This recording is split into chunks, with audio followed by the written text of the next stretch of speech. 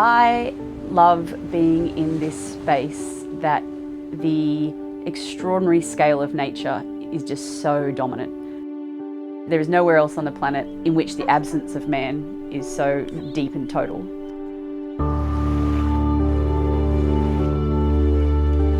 I find it really interesting that for most people, Antarctica doesn't even come into their sphere of consciousness. We think that these flat maps that we see where Antarctica is just a wiggly line along the bottom and then there's nothing below it.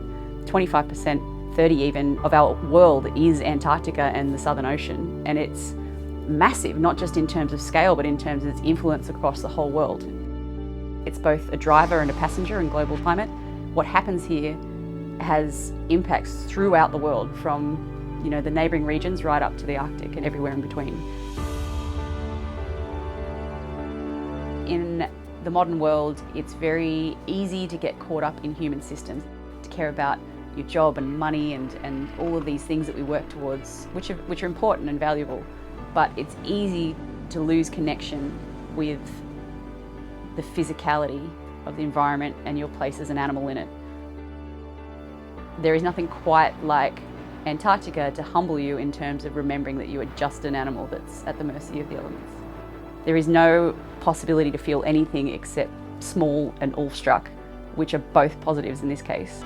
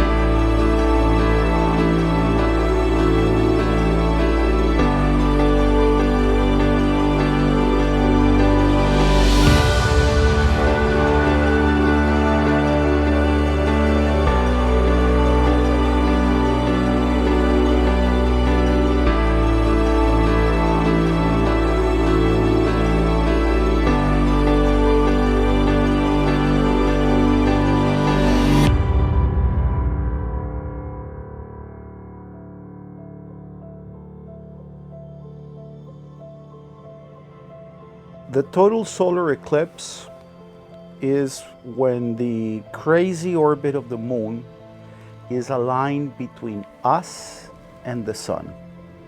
This is a fantastic deal.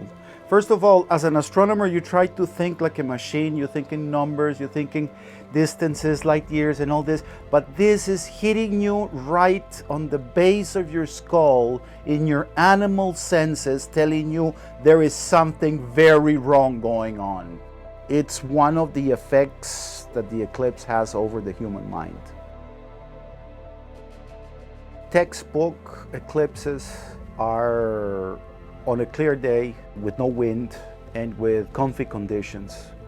But this is happening at the end of the world, where nature is way stronger than technology. The weather here is the worst on the planet when it wants to, not when we dictate it. But the definite event that's going to happen, since we're going to have totality, and totality is not negotiable. You don't have to watch the sun-moon event to understand the totality. Totality is going to be night during the daytime for a few minutes. This, you can see it with all the clouds over you or none of them. Eclipses change you because it's a mythical event that happens in space. All the hairs in my body just rise just to think about it. It's a magical experience, truly.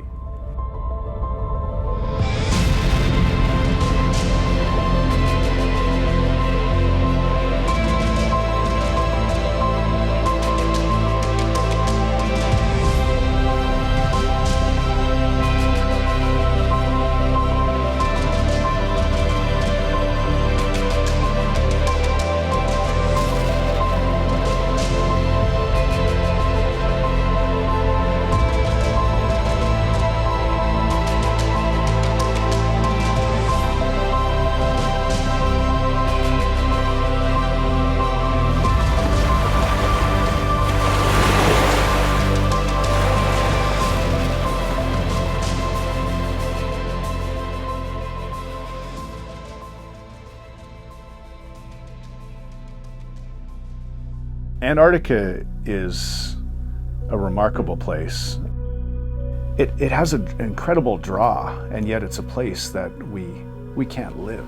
It requires a lot of resources and a lot of logistics to survive down there. Really, it is the contrast of such a harsh environment and such a richness of life in the ocean that is right beside it. And it's this incredible dichotomy of Antarctica. I think that that's the allure, is to go to this place and actually to see that life is flourishing down there. It's a visceral experience that you really have to be there in the flesh to truly appreciate. One of the hallmarks of any Antarctic trip is the experience with penguins. And it's hard not to anthropomorphize when you see penguins walking from the water to their colony. And we've seen the gentoo penguin, which is the largest of the three brush-tailed penguins in the Antarctic Peninsula. They're very distinct, with white patches above their eye and a red-orange bill. We've also witnessed the Adelia penguin.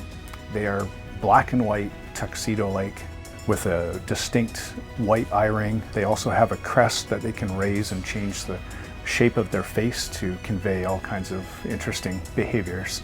Last but not least, we saw the chinstrap penguin. This is the smallest of the brush-tailed penguins, and they have a white face, black and white pattern just like the other penguins, and then they have this distinct black line that gives them their name, chinstrap penguin.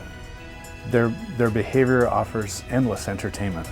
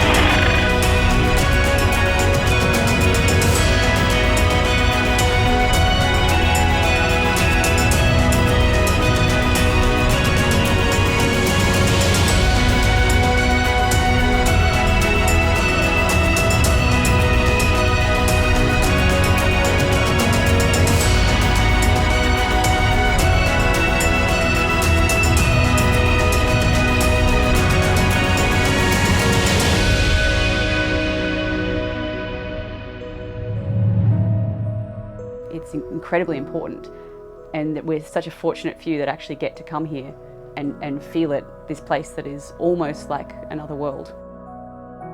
Antarctica is the last place. It's the wild continent. It's the wilderness of the world that is completely, it's our sanctuary.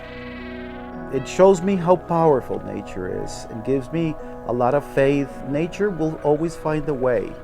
Maybe not as you like it, but it gives me faith on the future, Antarctica.